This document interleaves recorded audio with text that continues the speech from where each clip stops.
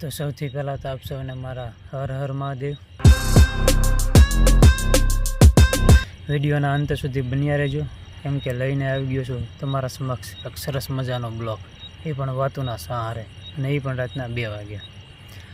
તો ફરી એકવાર સ્વાગત છે તમારું મારી એક નવી યુટ્યુબ ચેનલમાં, એક નવા વિડીયો સાથે, એક નવા ટૉપિક સાથે, એક નવા બ્લોગ સાથે, એ પણ રાતના 2 વાગ્યા. અત્યારે તમે બધા ભરનિંદરમાં સૂતા હશો, પણ હું જાગું છું. છેલ્લા 3 દિવસથી મારી નીંદર તૂટક છે, એટલે કે અડધી કલાક સૂવાનું અને 2 થી 3 કલાક જાગવાનું. અડધી કલાક સૂવાનું, 2 થી 3 કલાક જાગવાનું. કેમ કે છેલ્લા 3 દિવસથી મારી ખેતરની મગફળી શેઠાડી ખાવા પોગી જાય છે. આજુબાજુના ખેતરોમાં પણ મગફળી છે, છતાં પણ એને મારા ખેતરની જ મગફળી ભાવે છે. એટલે મેં પણ નક્કી કર્યું છે કે જો ભાઈ તને મારા ખેતરની મગફળી ખાવી ભાવતી હોય તો મારે પણ તને ખાવા દેવાની નથી થતી.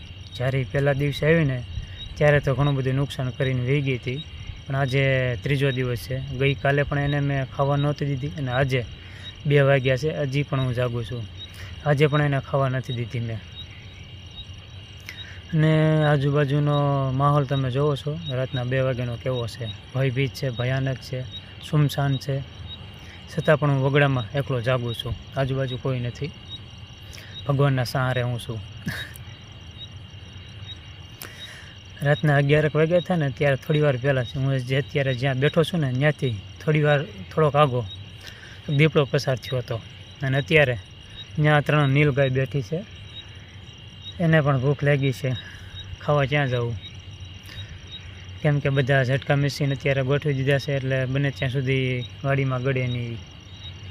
અને 3 થી 4 દિવસ પહેલાં 2 સિંહણ હતી, ને મારા ખ્યાલથી 1 સિંહ હતો, એ અહીંથી જ પસાર થયા હતા. અને આવા જનાવરો તો મને અનેકવાર જોવા મળે છે, કેમ કે મારે બને ત્યાં સુધી વગડામાં જ રહેવાનું હોય.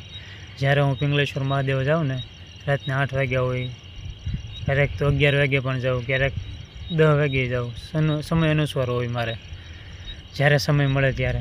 બને ત્યાં સુધી તો વહેલા જ હોય, મારે 8 વાગ્યા સુધીમાં જ જવાનું હોય. પણ ક્યારેક સમય ન મળ્યો હોય, મારે કોઈ કામથી બહાર ગયો હોય તો આવતા મોડું થઈ ગયું હોય, 10-11 વાગી ગયા હોય, તો હું પછી બત્તી લઈ અને પિંગલેશ્વર મહાદેવ જાઉં. ત્યારે પણ મને ઘણીવાર દીપડા છે, સિંહ છે, એવા જનાવરો જોવા મળે. એટલે હું આ બધાથી ટેવાઈ ગયો છું, બને ત્યાં સુધી મને ભય નથી લાગતો, અને ભય રાખીને કંઈ કામનું નથી. કેમ કે જન્મ છે ત્યાં મૃત્યુ તો છે જ તે. આગળના વિડીયોમાં મેં એકવાર તમને વાત કરી હતી કે મોતથી એટલું બધું ભયભીત ન રહેવું જોઈએ. તો મિત્રો, મારા વિડીયોને તમે લાઈક કરજો. કદાચ તમને પસંદ તો નહીં આવતો હોય મારો વિડીયો, મને વિશ્વાસ છે કે એક દિવસે જરૂર તમને મારો વિડીયો પસંદ આવશે.